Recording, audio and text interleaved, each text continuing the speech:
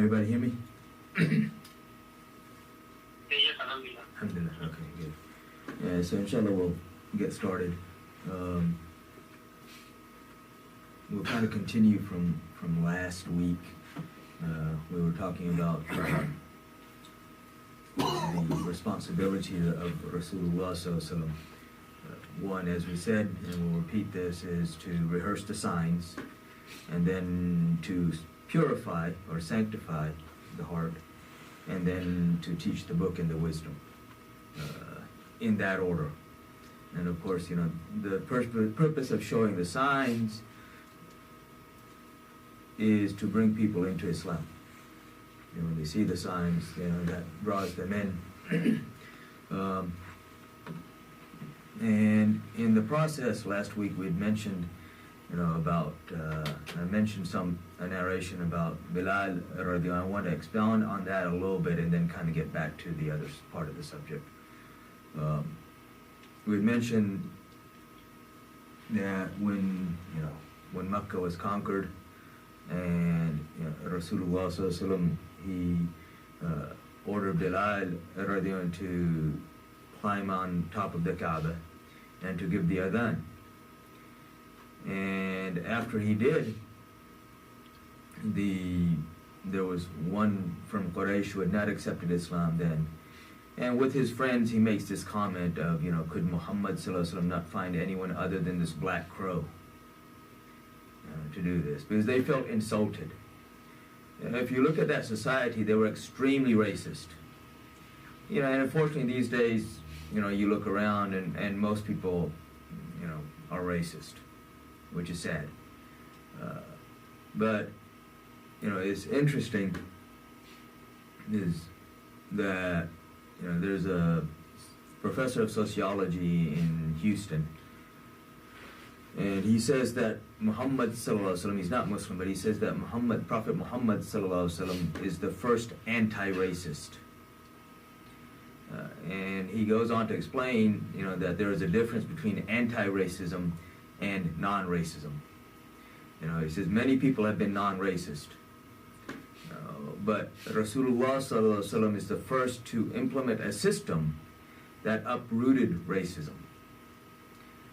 So, you look at that society of Quraysh, who were extremely racist, and then these become the same people when they entered Islam, such as Umar radiallahu anhu, who used to say about Bilal radiallahu anhu, he says that our master Abu Bakr freed our master Bilal.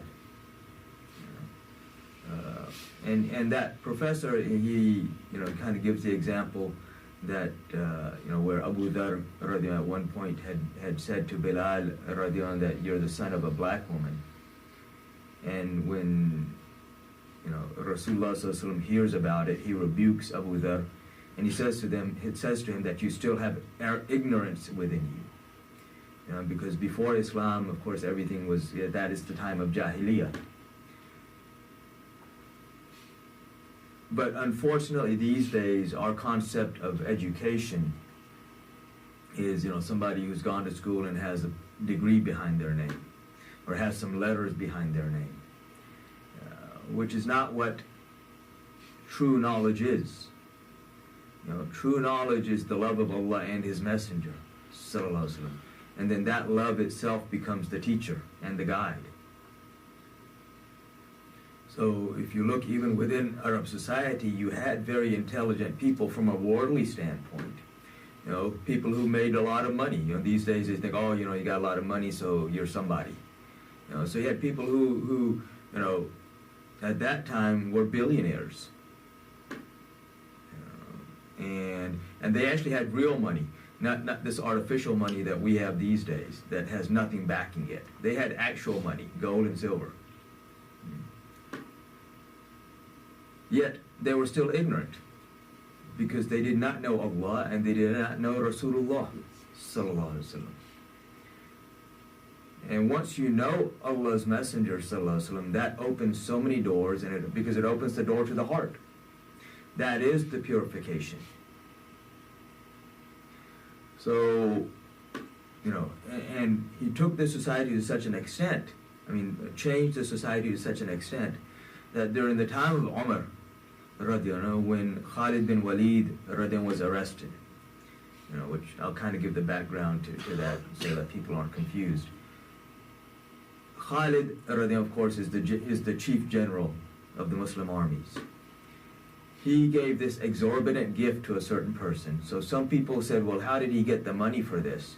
He must be embezzling. So the accusation is made, and now the accusation has to be cleared. So Abu Bakr, the accusation was actually made, toward the right at the beginning of the Khilafah of Umar. Initially, he's removed from his post. Even though Abu Ubaidah bin Jarrah is put in the post of chief general, he still has Khalid taking care of things. And then after the battle, Umar sent somebody to go and arrest Khalid, to bring him to Medina to answer the charges. Who does he send? They debated who to send, because Khalid is a massive, very powerful man who has a lot of, likes in social media. A lot of people are very loyal to him. So if they send just anybody to arrest him, there will be, there is that possibility of resistance. So who do you send where you know that there's not going to be any resistance? They could have sent someone from the household of Rasulullah, and because of their honor and the respect for them, there would not have been any resistance. But Ali is the Chief Justice, so he's going to have to deal with this. So you can't send someone from the household. So who do you send?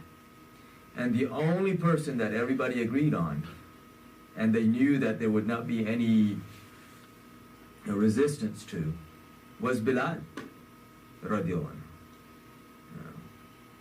Because he is so well respected because of his connection to Rasulullah sallallahu alaihi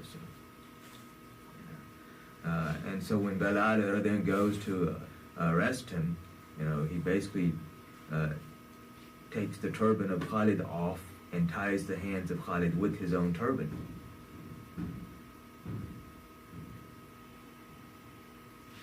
I think it might be wind. Yeah, it might be the wind.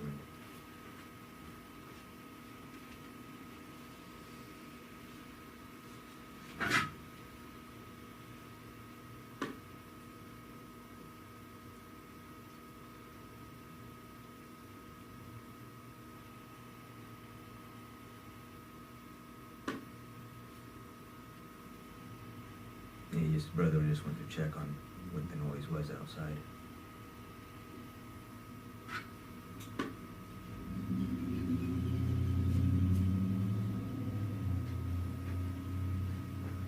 Box में कोई dryer washer Dadar container बड़ा container. Oh.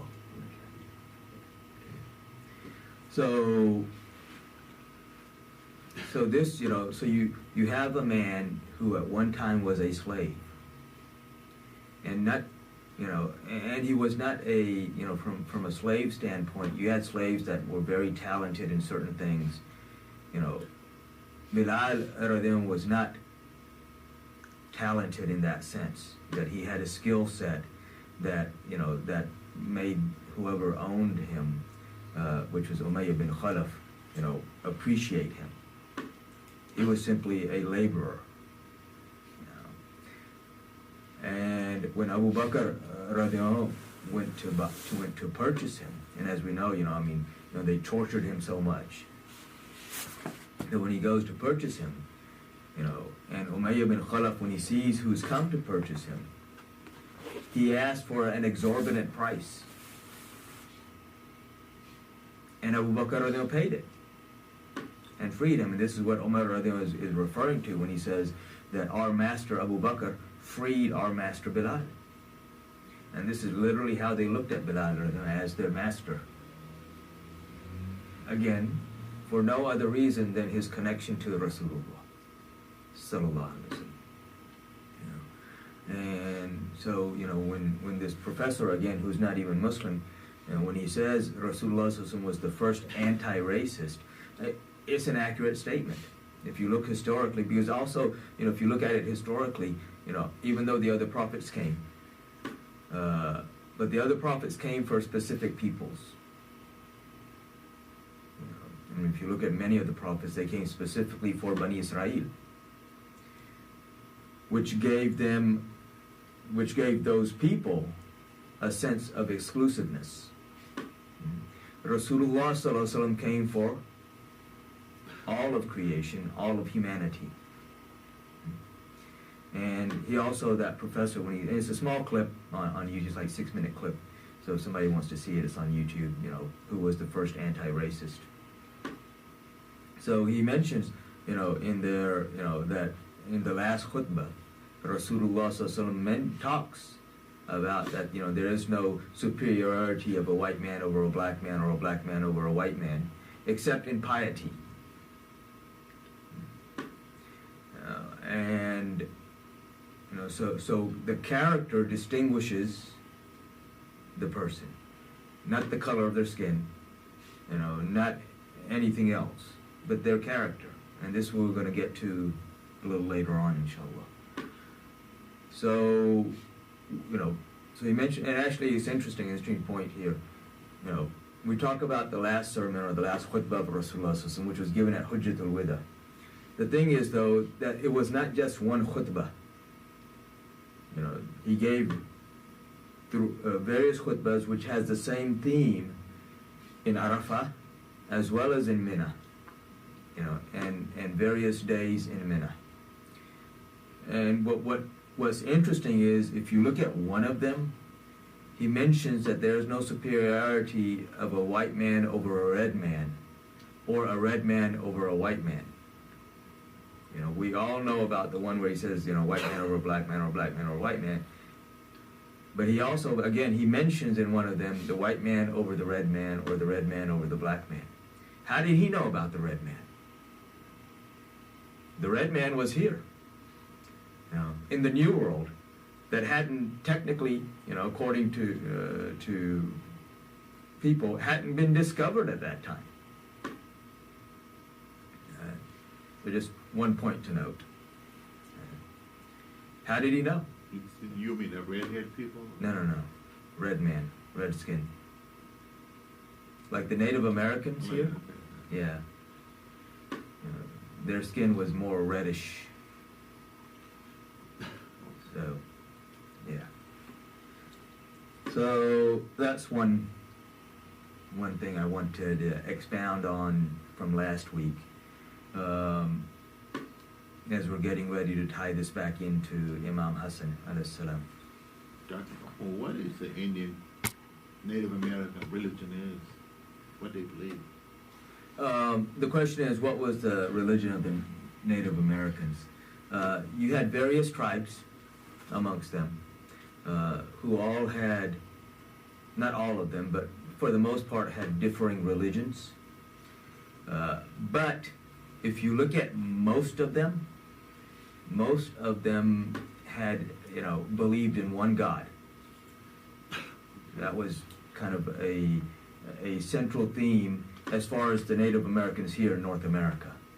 When you look at the Aztecs and those, that's a different category there. But I'm talking about those that were here in North America. Most of them believed in one God. And it's also interesting, because there are those people who will tell you that the companions or someone from that era came over here and spread Islam as well, because there were remnants of Islam within them, when 1400 and whatever, when the Europeans started coming over, 1500s. And even Crazy Horse, he had, of course, this is one thing that you have to remember and that we forget is, this has been throughout history. When a certain controlling group doesn't like somebody, you automatically label them as crazy, to discredit them. And this has been going on throughout history, and it's even more prevalent now. And we can see this, in the media. It's just very, they're crazy. Okay. So Crazy Horse, he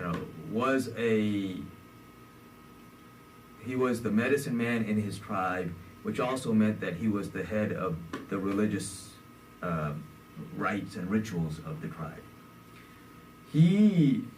To do the religious rituals, he would don on a dress that, if you look at it, was not the typical dress that the Native Americans here wore. The dress he was putting on was more of an Arab-type dress. And he also used to talk about, the oneness of God and all of these things. Did they have a Muslim among them? There was no real, I guess you couldn't say distinct Muslim. Mm-hmm. But there were aspects of Islam amongst them.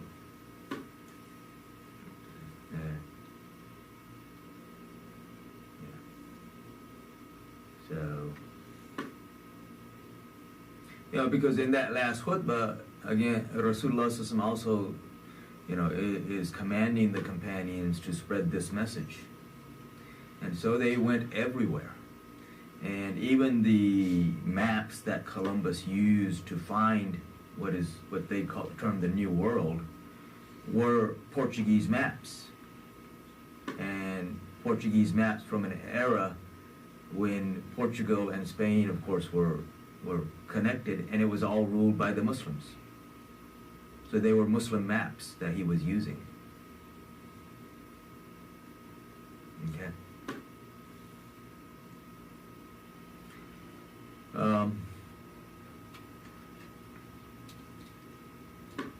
Now we mentioned also last time, about the miracles of the prophets, and as amongst the signs of the prophets are the miracles that they perform, or that they show to the people. Every aspect of them is a miracle, and this is why, this is the month of Rajab, 27th is coming. When Rasulullah SAW returned from the Miraj, and Abu Jahl comes and says to Abu Bakr radiallahu, that your friend is saying that he took this journey and came back in one night. So what is Abu Bakr radiallahu response? He says, well, if he's saying it, I believe, it's true, because I see more miraculous things from him every day.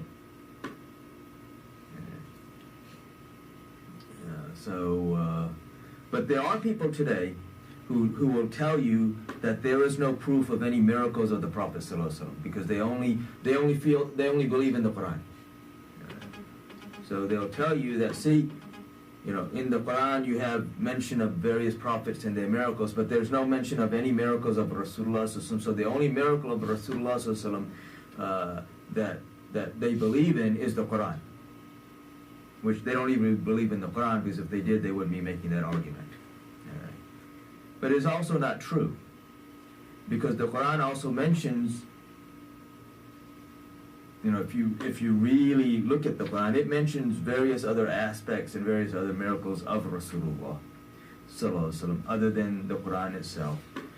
It also mentions Surah number 54, which is right after Surah Najm. So Surah Najm, first 18 verses deal with the night journey, but they deal with it implicitly. You have the first verse of Surah 17, which is Surah Bani Israel, which explicitly mentions this journey, the night journey. So there itself, again, a miracle is mentioned, right? The journey itself is a miracle. It's mentioned in the Quran. So those people who will tell you, no, they don't believe in any miracles of the Prophet ﷺ, only the Quran is the miracle, but, well, they're denying that verse, because that verse explicitly says that he made this journey. It only talks about an aspect of the journey, but it still mentions the journey. But then you have Surah 54, Surah Qamar.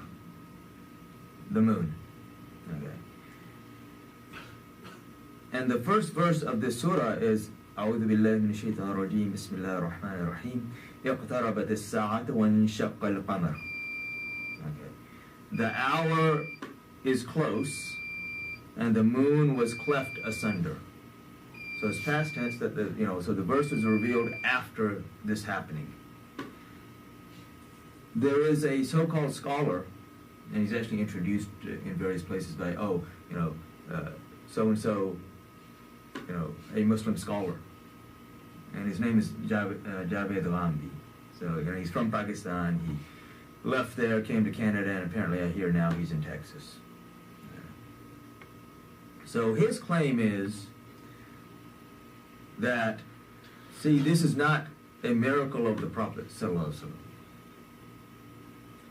And all of those narrations that talk about Rasulullah sallallahu alaihi wasallam pointing toward the moon and it splitting asunder, or splitting in two, and it going on, and you can see it on both ends of the mountain. That it didn't just kind of go a little bit and then back. It went far away to where you had the mountain in Mina between it, and then it came back. All right? So he uses this verse to say, no. All of those narrations were documented much later. Of course, he says that they were made up much later, but documented much later. And so this was simply where Allah subhanahu wa ta'ala, as a sign of the hour, simply he split the moon asunder and then put it back, and it was just a sign. It had nothing to do with Rasulullah sallallahu alaihi wasallam. It's simply a sign of the hour. So you see the verse, اقتربت الساعة وانشق القمر. That the hour, meaning the end, the last day, is near, is nigh, is the way he translates it, is close, and the moon was cleft asunder, was split. So they simply use this one verse to make his case. And then, he denies all of those hadiths that talk about, Rasulullah sallallahu alaihi wasallam pointing toward the moon and it splitting, and all the conditions that were around it. We mentioned last week, and we mentioned it before, the prophets, when they do miracles, and even the awliya-ullah, the friends of Allah, when they do miracles, it's not just parlor tricks. It's not a circus act where they're showing this or that. There is a definitive purpose, and the purpose is to bring people closer to Islam. Just like with Salih alayhi salam, when his people challenge him. So he's the one who said, well, what do you want to see? What will make you believe? And they're the ones who said, well, make a camel come out of this rock.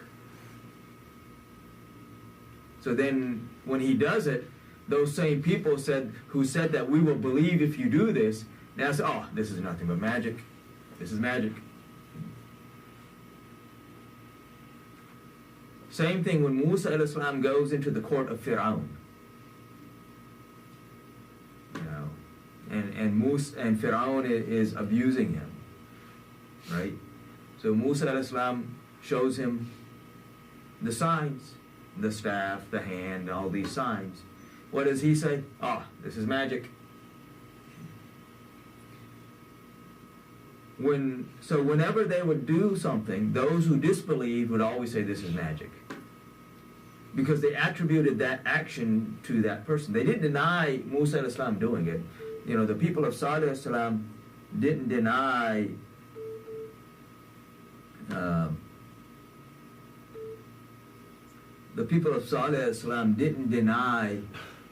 Salih alayhi salam doing that. They simply said, yeah, you did it, but this isn't the power of Allah, or this isn't the authority Allah has given you. This is simply magic. You're just a magician showing us magic tricks.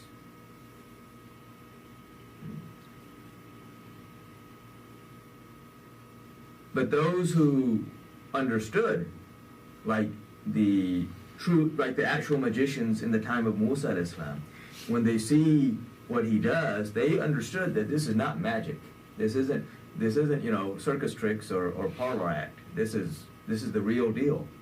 So this is the authority Allah subhanahu wa ta'ala has sent him with. So they immediately accepted.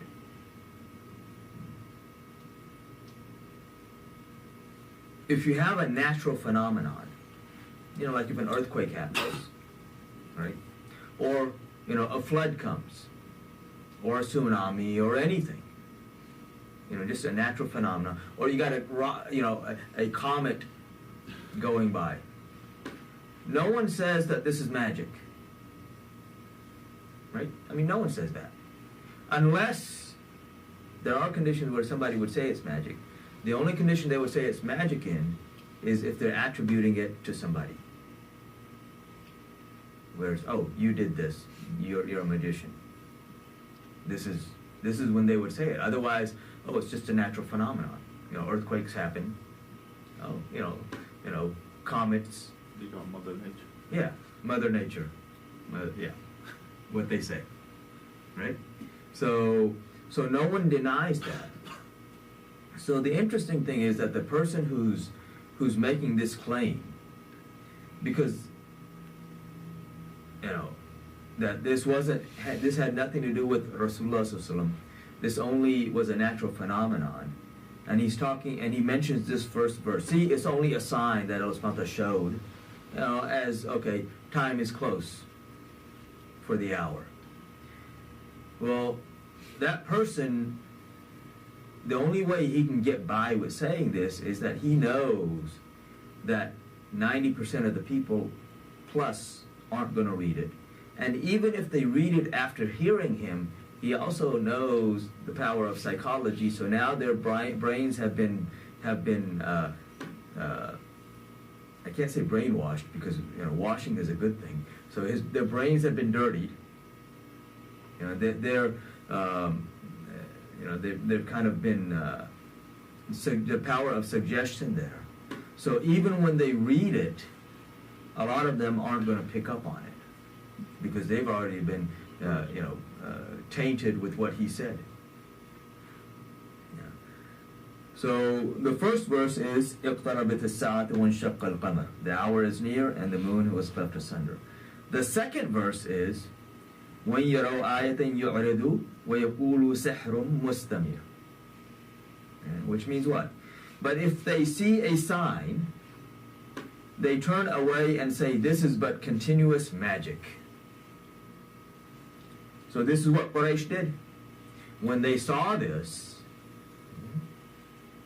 they turn around and say, this is magic. Which means what? That itself tells you that they are attributing this to someone. And who is that someone? Rasulullah sallallahu alaihi wasallam. So even Quraysh believed that Rasulullah sallallahu alaihi wasallam did it. But their claim was that he did it through magic. The believers believed that he did it through the authority of Allah. So this guy today who's claiming that no, this had nothing to do with Rasulullah, he's worse than Quraysh, who didn't believe. Because at least Quraysh admitted that, yeah, you did it, but it's magic. This guy says, he didn't even do it.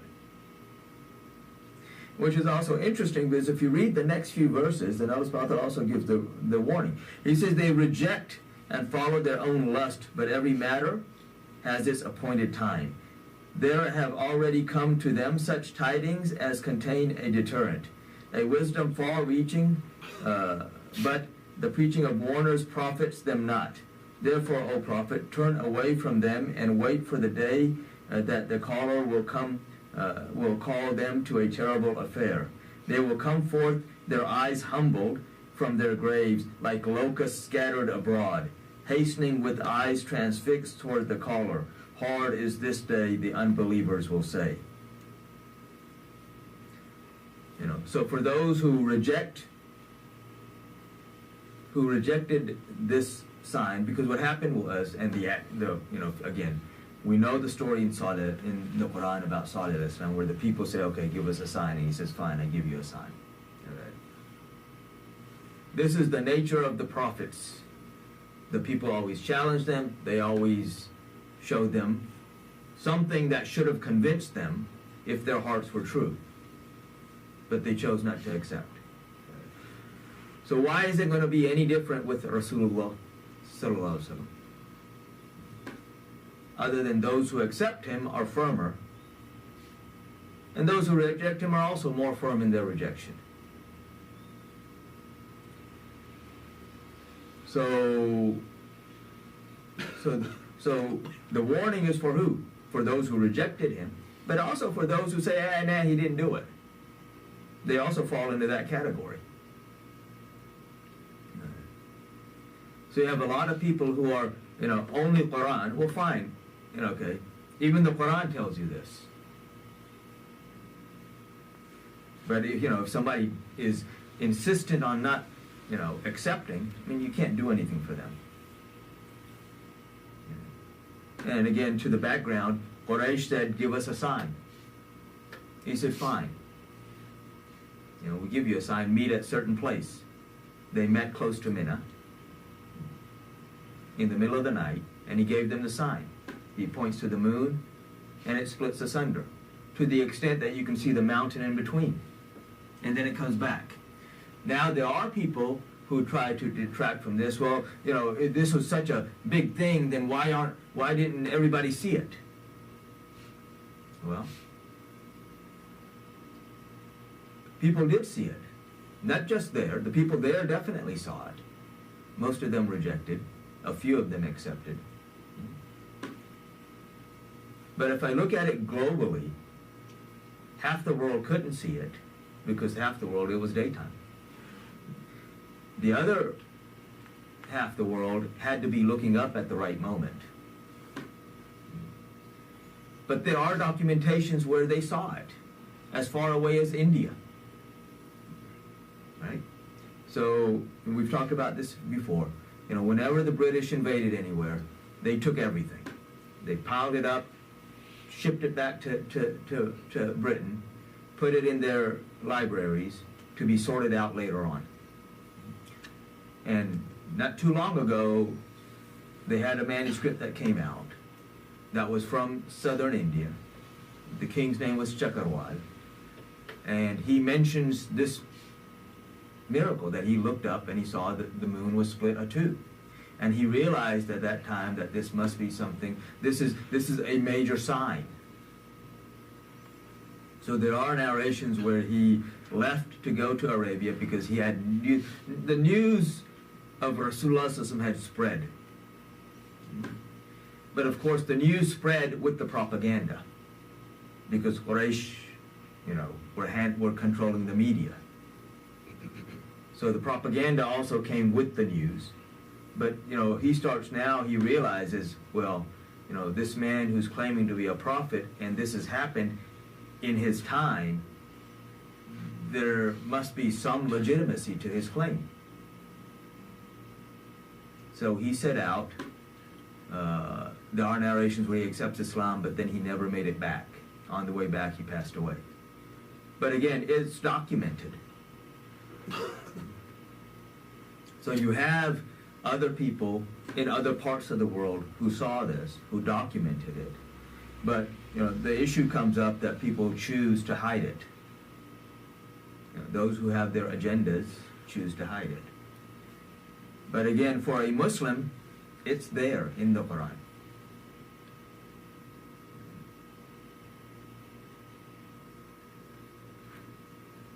Any questions so far? Miracle in the Arabic is a mu'jiza. Well, they're different words. So mu'jiza is specific for miracles performed by the prophets. Okay. So when I say mu'jiza, then I'm talking about a miracle performed by a prophet. If I say kirama or kiramat, that is a miracle performed by a follower of a prophet. So one of the awliya, one of the friends of Allah, who is not a prophet, he performs a miracle. Okay. Miracle in English, I guess, or there's only one word, miracle, which basically is, where something that should be impossible, that occurs. This is what a miracle is. Like like for example, with Musa alayhi salam, you know, sticks don't turn into snakes, but that's one of his miracles. You know, with Isa alayhi salam, you know, he cured the leper. And as I said, you know, there wasn't a cure for leprosy until recently. And even that cure doesn't reverse the damage that's already been done. Whereas Isa alayhi salam is not simply curing and stopping its progression, but he's reversing any damage that's already been done. So you said mu'jiza is for profit. It's for profit. And karama for follow. Yes. And there are other words too, but I won't confuse you with those right now for other people. Like there are things that non-Muslims, you know, you'll see a non-Muslim do something that technically should be impossible. That's not a illusion. Because Allah subhanahu wa ta'ala also, for various reasons, will give them something as well. But, you know, for the true believer, he can distinguish between what is what. You know, just like when Dajjal comes, he's going to show many things that are, you know, people will say, oh, you know, he must be God. Right? So, but the true believer will know, yeah, this is, you know, because he's looking at it from a different vision. Okay? So just, if you can remember those two, Mu'jiza and Karama, you're good for 90+% of conversations. What is the ikram? Ikram is plural of karam, like respect. Yes. Yeah. Okay. So, any questions up to now? Or any other questions? Because I want to start into one other thing, and like I said, I want to tie that back into where we start talking about Imam Hassan al-Islam again. Is that, you know, and this is related to rehearsing the signs again. So if you look at, you know, we've talked about this before, at least we've mentioned it, 5 sciences that deal with the personality of Rasulullah sallallahu alaihi wasallam. So you have Sirah, which is the history. You have Shama'il, which is his likes and dislikes, the way he did things, you know, and stuff like this. You have Dalail, which are the proofs, and this is the one I'm going to focus on. And then you have the other two, which is Fadail and Khasa'is. Okay. Fadail are the virtues, and Khasa'is are those things that are exclusively for him. So Dalail, which are the proofs of prophethood. And you have whole books that are written, you know, on the proofs of his prophethood. But if you look at all of these books, they'll also, all of them have a chapter on prophecies, which is why we refer to him as a prophet Islamically. You know, unfortunately in English, you know, anyone who what they say prophesies, and for them, you know, predicts something, which is not what prophecy is, or you know, or foretells something, is a prophet. Of course, for us, you know, the definition of prophet is very different. You know, this is why these people will start talking about, you know, Nostradamus as a prophet and somebody else as a prophet. It's like, yeah, you know, you don't know what you're talking about. You know, Islamically, you know, a prophet is someone who is sent by Allah, who receives revelation from Allah, and part of that is that he tells the people the news. The news of what? The news of the unseen. You know, because he's come to tell us about the things to come, to warn us that if you do this, this will happen. If you do this, and to also give us the glad tidings that if you do this, then this will happen. You know, so if you do these bad things, you'll be punished, and if you do these good things, you'll be rewarded. But along that, they also tell us news of other things, such as all of the prophets foretold the coming of Rasulullah sallallahu alaihi wasallam. So that was part of their prophecy, was to tell the people of the coming of Rasulullah Sallallahu Alaihi Wasallam.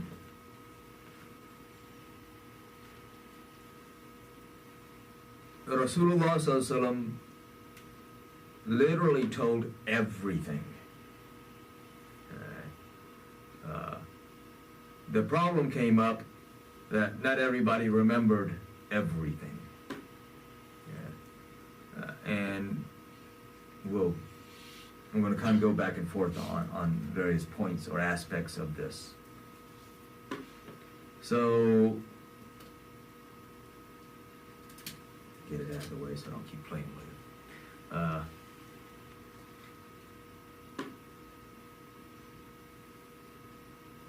When we look, there are various things that are told in the Quran. But then there are other things that Rasulullah Sallallahu Alaihi Wasallam told us that aren't what you would say in the Quran, even though technically everything is under the Quran,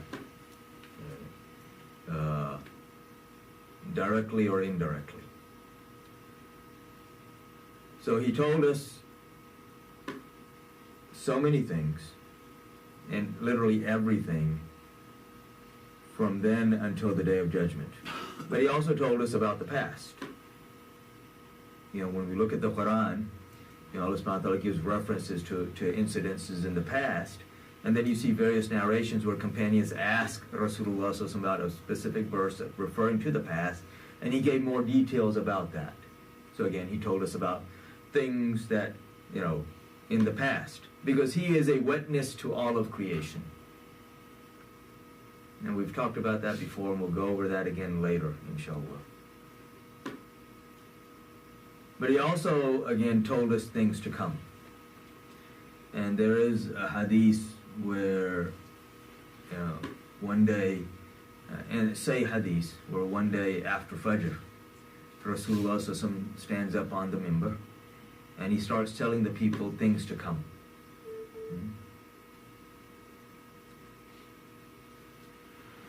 So he starts telling the people things to come. And he continues telling them until Dhuhr. Then they made Dhuhr Salat, and he gets back on the minbar, and he continues to tell them again until Asr. And one narration, he continues on until Maghrib. And he told them the names of everybody that was to come who would have a following. Anyone who would create any fitna, he told them that person's name and the names of their father. And the companion said that we remembered, whoever remembered, remembered, and whoever forgot, forgot. What would happen though later on is when something would come up and they would suddenly realize, oh, yeah, Rasulullah Sallallahu Alaihi Wasallam already told us that. Some of them remembered, so they kind of foresaw, okay, yeah, this is coming. Others, when it would happen, would suddenly remember, yeah, he told us. He told us to look out for this guy. Yeah. At another point, which is in Sahih Muslim, when the companions were asking questions that would get them into trouble, and, he shifts from the from the Jamal to the Jalal.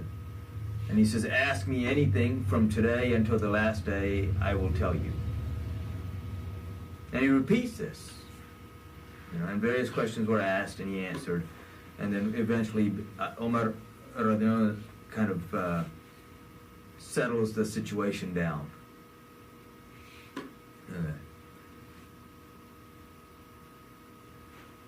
This is important for us now, because he also told us about the fitna of Dajjal.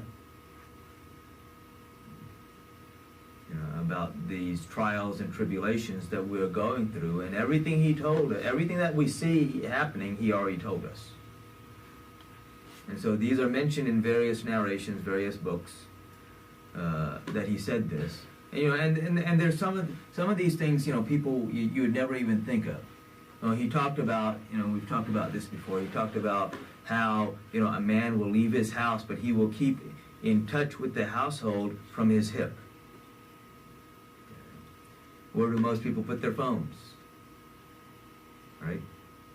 Even those that aren't clipping it into their hip, you know, they're putting in their pocket.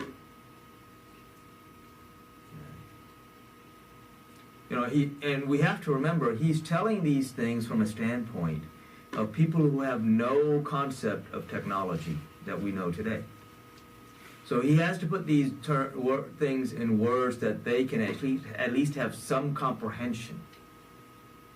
You know, if you told them, oh, you know, people are going to be using a phone to keep up with their families. I mean, phone hadn't been invented then. There wasn't even a word for phone.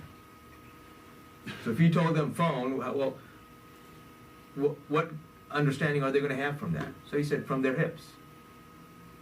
Right? He talked about, you know, shoes that would speak. Nike, of course, has shoes that tell you how far you've walked, literally speak to you. How far you've walked, how, you know, how fast you ran.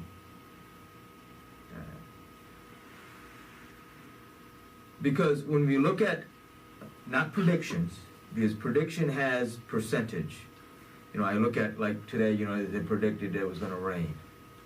What did they do? They looked at, okay, you know, the wind's blowing this way, you know, and more than likely, this is when it will reach here, and all of these things. So they predict. And this is why 60% of the time, the weatherman is wrong. Because, you know, the wind over here shifted, and it didn't do what they thought it was going to do, so now they didn't happen like they were going to say. He didn't predict. He foretold exactly how was going to happen. Because even when you look at the predictions of, you know, various so-called, you know, fortune tellers or soothsayers, they always talk, and even Nostradamus, when you read what he wrote, it's all vaguity, just, you know, very vague stuff. You know, it's like you can interpret it any way you want to.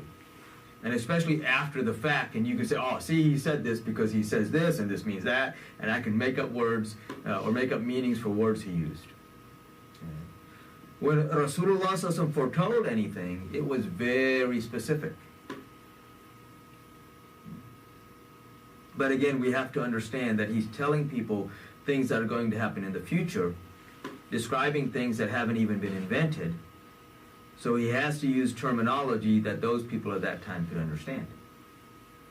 And then anybody who comes later on will be able to say, oh yeah, this is what he's talking about. And it's very clear. You know, a simple example of this is like the Battle of Nahwan, you know, which Ali radiallahu anhu fights the Khawarij.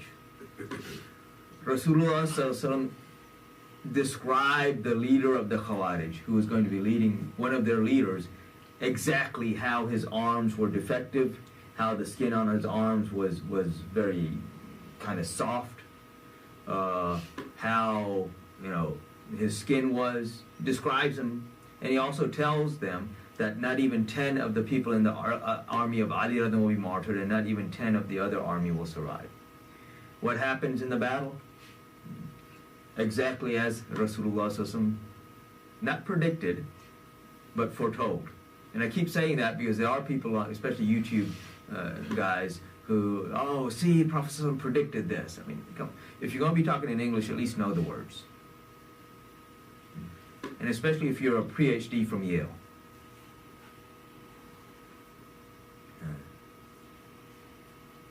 I have a question. Yes. I think he told one point in time when the baby first born inside Mama womb, looked like a chewing gum. Yeah, I'll get to that. Since you asked, I'll get to that, inshallah. I'll go over that question in a minute, since y'all didn't probably hear it on the phone. But, so he, you know, foretold this battle, foretold the results of the battle, and foretold, you know, the description of one of the leaders of the opposing side. So exactly as he said, not even 10 of Ali radiallahu anhu's men were martyred. Not even 10 of their men survived. And then Ali radiallahu anhu orders his men to go and find, you know, this leader that Rasulullah sallallahu alaihi wasallam had described. And they go, and you can imagine 5,000 bodies, everything is red. And this is old-time warfare. Everything's red.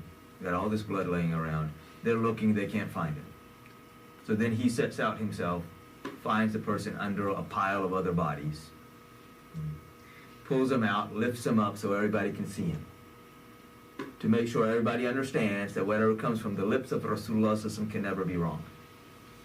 And exactly as Rasulullah sallallahu alaihi wasallam had described him is exactly how he was.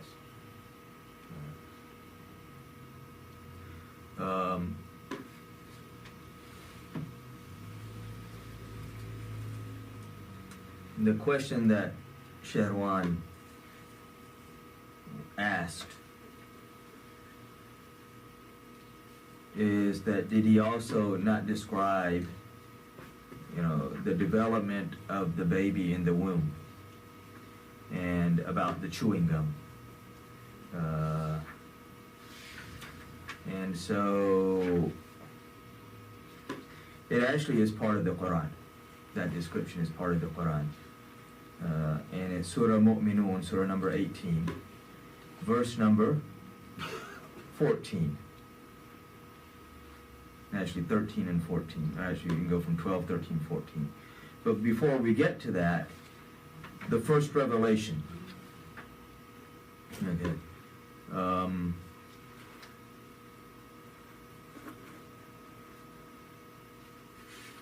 Which is Surah Alaq. Surah number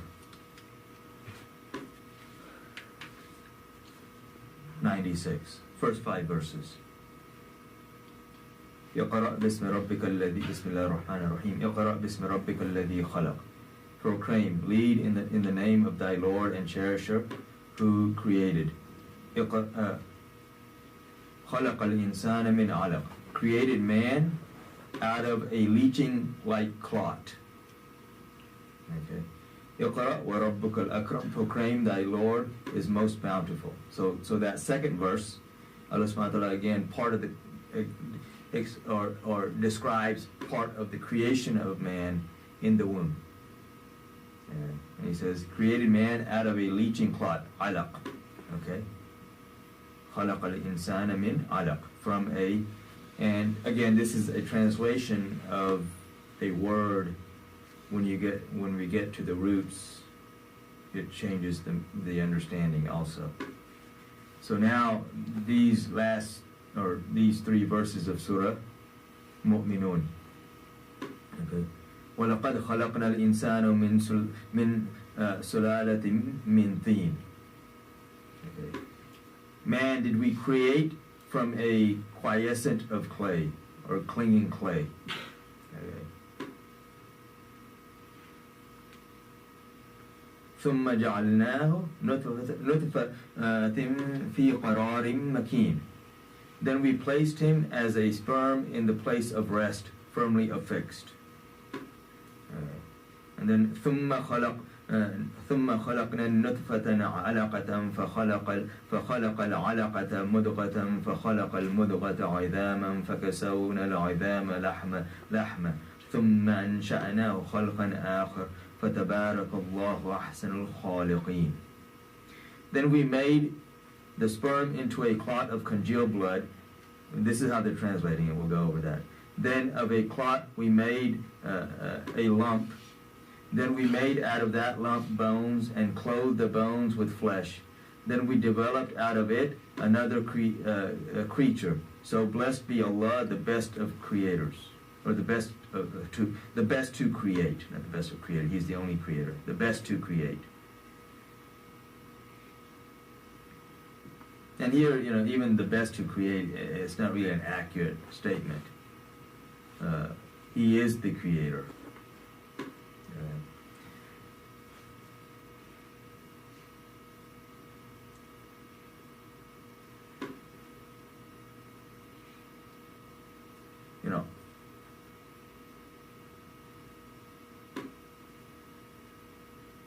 So mudghah, is a lump. But the way mudghah is really, what mudghah really is like if you take a morsel, an easiest example would be chewing gum. Because it kind of maintains its shape once you do this. Everything else is kind of, it'll do that, but it kind of will fall apart later on. You take a piece of chewing gum and you're chewing it and you bite down on it and you see those, and you take it out of your mouth and you see that mark and you see the form that chewing gum takes. If you look at embryonic development and the way the baby develops in the womb, it's interesting because Allah subhanahu wa ta'ala talks about a clot.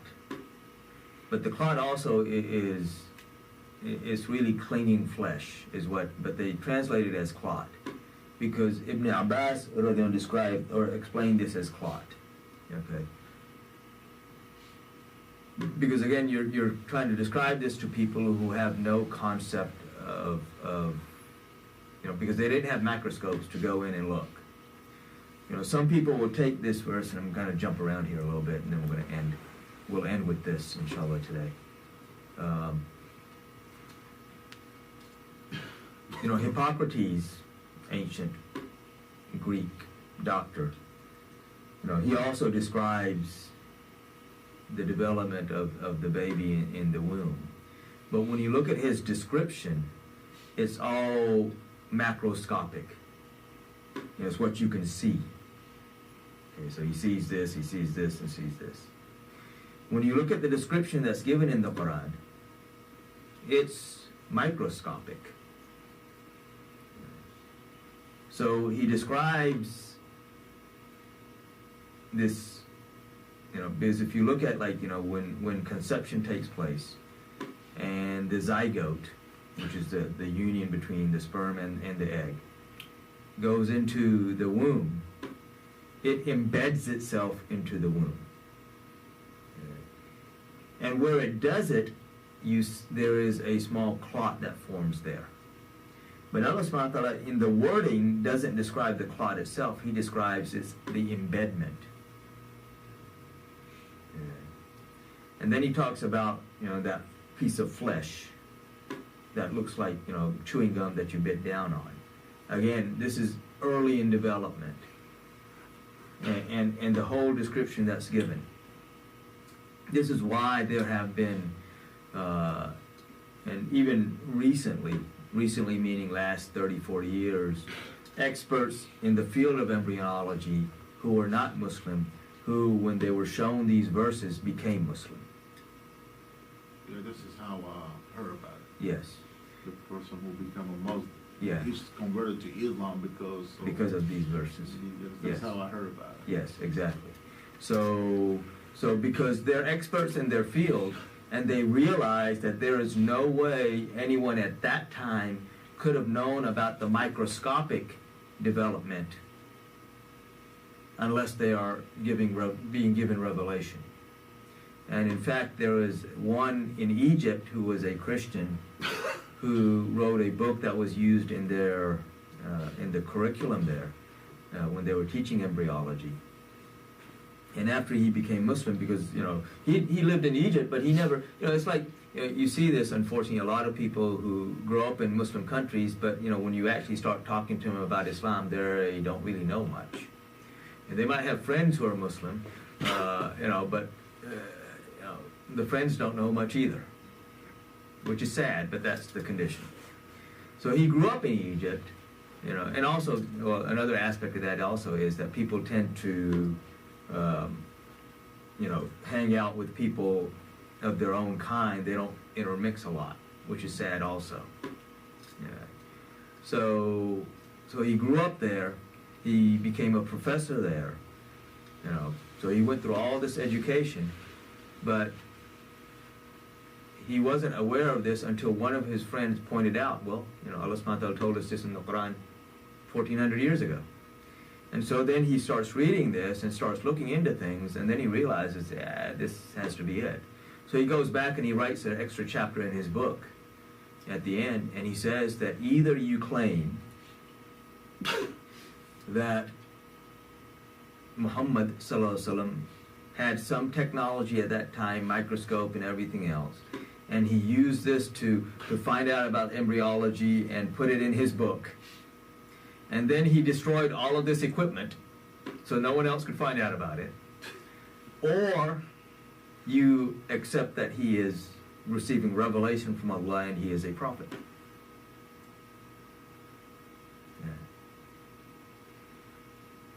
So yeah, I mean, there's so many things in the Quran that, yeah, the only way he knew.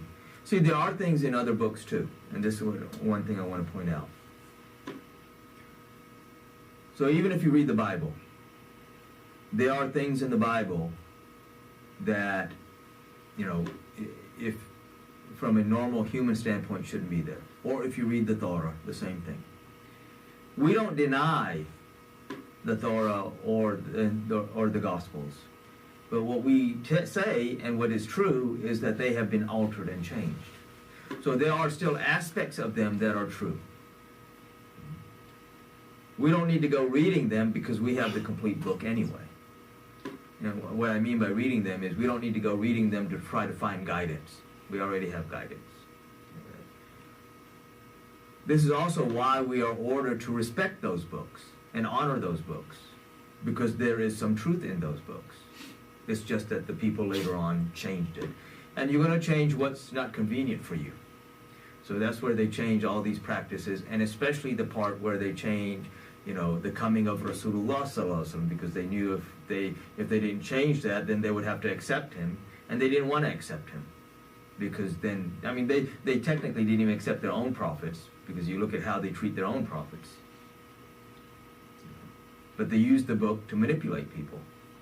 But again, you find within those books, within these ancient books, things that, okay, yeah, you know, that's not there unless there was some guidance from Allah. That's the only way that aspect is there. But again, they've changed things over time. The Quran is the only message that's not been changed. It is the original message given to Rasulullah sallallahu alaihi wasallam. Any questions? Quick, but the Torah, so is it like a physical book too? Like Yeah, the Old Testament is really, you know, the Old Testament, I guess you could say, is the abridged version of the Torah. You know, they have their other books, and that gets into other things, which I'm hesitant to mention, you know, because of all the laws that have been passed. And you know, in this country of freedom of speech, so that you can't even say certain things. But yeah, so the Torah, you know, the Old Testament technically is the Torah. But again, it's been changed. And even, you know, you look at even their scholars who will admit that, yeah, this, you know, this book was changed or that book was changed, you know, but they still don't want to accept the Quran. It seemed like when I was in the military, it seemed like they was trying to do away. I felt with the Old Testament, like I said, when we went overseas, they gave us the Bible, but it's only just the New Testament. Yeah, so what he's saying, for those who didn't hear, is that, you know, when he was in the military, he said it felt like they were trying to do away with the Old Testament because they'd only give them the New Testament, and you know, the Bibles that they handed out only had the New Testament in it. Well, this is because they want to get rid of any law. Because even if you look at the Old Testament, there are many laws in it. Which is also funny, because these are the same guys that are running around telling you that, oh, we need to put the 10 Commandments up everywhere, in all government buildings and everywhere. But then, you know, these people will, you know, then those same people will tell you, no, you know, the law doesn't matter. That's the Old Testament. Well, where did the 10 Commandments come from? The 10 Commandments aren't in the New Testament. They're in the Old Testament. You know. But, you know, if you read the Old Testament, well, there are so many laws that they're violating. So that's why, and this is where, you know, like, you know, they'll tell you, oh, the law doesn't matter. You know, Paul said this and Peter said this and the law doesn't matter.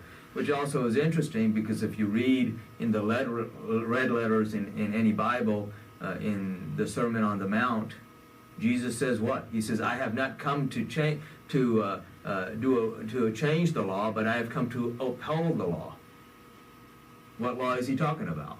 He's talking about, you know, because that's what he's being accused of. The Jews were accusing him of changing the law. He said, I didn't, which was the Old Testament. He said, I didn't come to change the law. I've come to uphold it. You are the ones who changed the law. I'm here to uphold it. Uphold the actual law. So if being Christian means being Christ-like, well, he's saying this, and then you got these other guys saying something else, then why are you following the other guys?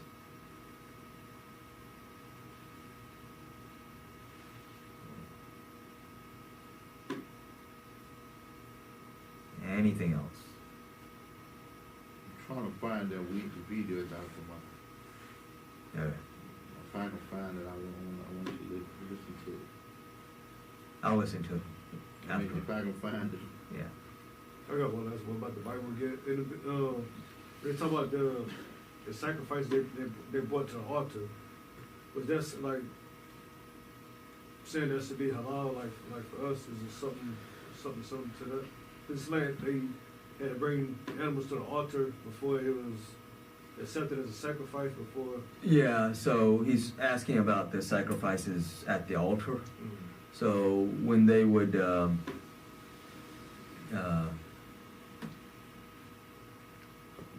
and this is, see, one unique thing for the Muslims and for the Ummah of Rasulullah Sallallahu Alaihi Wasallam is that Allah subhanahu wa ta'ala has made the whole earth a masjid for us. So we can make prayers anywhere. Whereas if you look in their books, they had specific places and times that they could worship. You know, for us, every place is a place of worship. So the same aspect of the sacrifice, so that when they would, you know, sacrifice, like when we do like Eid, like that sacrifice, or you know, or like the aqiqah, you know, sacrificing, or sadaqah. So they would have to bring that animal to the altar, and then so they had a specific place they had to bring it, and then they could sacrifice it. So that's what that's talking about.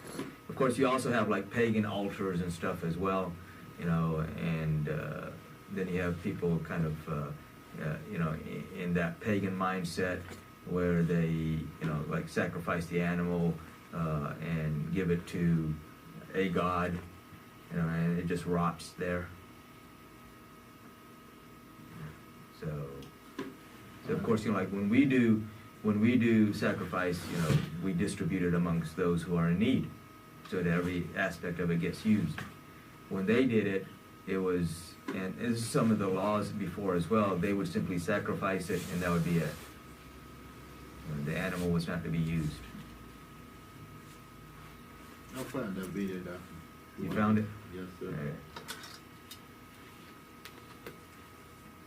Fragments of a biblical scroll. Turkish authorities have confirmed that an ancient Bible thought to be 1,500 years old. The discovery of Bible written 1,500 years ago has revealed many secrets to the public. The Gospel of Barnabas found in Turkey during the anti-smuggling operation. Many of its teachings are matches with those in the Quran and oppose the Bible, especially the New Testament. This Bible recognized Jesus not as God or Son of God, but merely as a prophet who delivered God's words. The Gospel of Barnabas claims that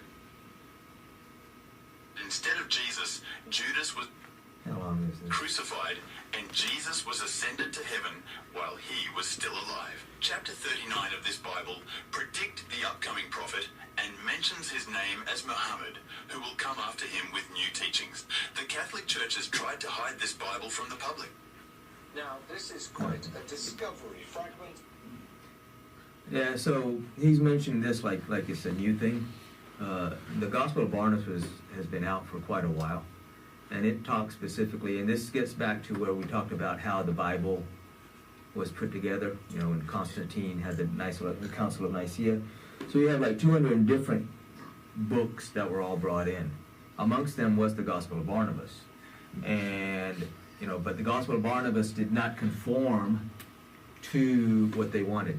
And the Gospel of Barnabas was the only one that you could truly say was written by a disciple of Christ.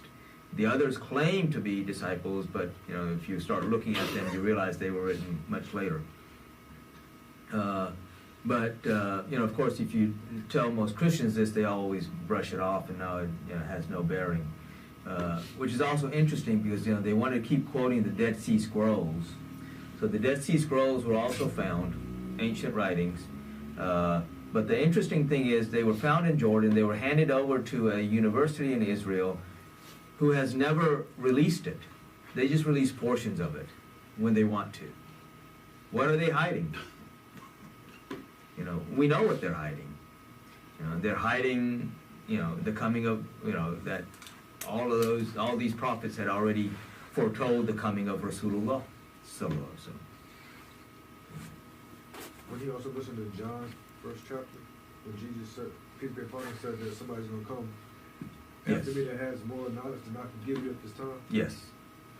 Yeah, so he's mentioned multiple places. But again, they always talk about when they mention those things that, oh, see, you know, Jesus said that you know, I got to go because somebody's coming. You know, they always say, oh, it's talking about the Holy Spirit. The problem with that explanation is that the Holy Spirit was already with him. And they have to acknowledge this from the Bible itself, that the Holy Spirit was already there. Why does he have to go for the Holy Spirit to come? Because the Holy Spirit is already there. It obviously means somebody else. The somebody else, as we know, is Rasulullah sallallahu alaihi wasallam. But, you know, they of course deny that. Because they always, oh no, it's the Holy Spirit. No. Okay. So inshallah we'll end here. So any other questions, just kind of write them down, remember for next time. And I thought we were going to tie things back in, but I wasn't able to today. So we'll get to that maybe next time, maybe not. So whenever, inshallah. So may Allah subhanahu wa ta'ala fill our hearts with His love and the love of His beloved Prophet Muhammad sallallahu alaihi wasallam, his family, his companions, and all of those whom they love, and may He give victory and protection to our brothers and sisters in Palestine that are being oppressed, and may He remove those that are the oppressors. وآخر دعوانا الحمد لله رب العالمين. السلام عليكم ورحمة الله.